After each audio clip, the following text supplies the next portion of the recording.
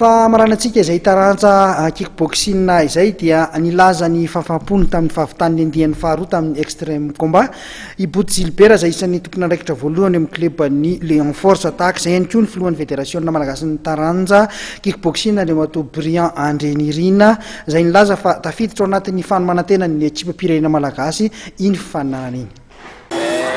Iarabaina aloha ny club Force zany ataoko hoe nikarakara ny compétition ataoko hoe club anisy nefa izy atao trano ihany atao fédération satria international ihany États-Unis ary tafiditra ao anatin'ny fandarana asan'ny fédération le izy satria ity zany natao hoe ouverture ny saison ty taona 7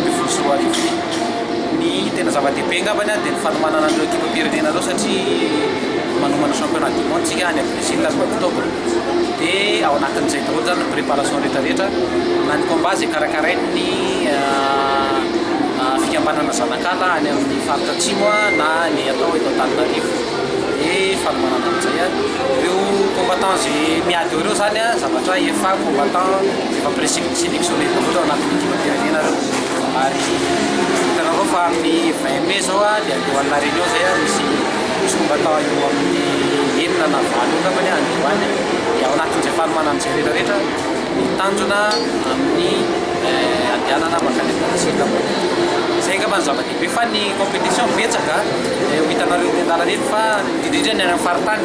Tamatavy, Toliara, Fianarantsoa malera Madagasikara izy compétition daholo dia ao anatin'ny calendrier-tsika daholo. Faly dia faly tokoa moa ny tena androany satria tanteraka soamatsara ny 10e édition amin'ilay extrême combat fahitana azy dia ambony ny avy teknika ndraiky izy satria araka hitantsika fa tena matianina le fikarakarana dia arakarak'izay koa no safidina ireo boxeur faly dia faly ny tena koa satria namoaka an'ireo teknika tena avo lenta ireo boxeur ireo kisikely koa izay namoaka ny démonstration na kickboxing teo tena afa-po tanteraka hiakatra eo ihany koa ireo bodybuilding sy ireo mainsy physique inoko fa tsy maintsy hitovy amin'ireo mpanao kickboxing any ampiseho zavatra tsara afa-po tanteraka ny tenako satria tafita le afatra saika matao. Ny aorianany ity na zay tingena manaraka ho an'ny club manokana ny aorianany ity dia betsaka ny zavatra mbola karakaraina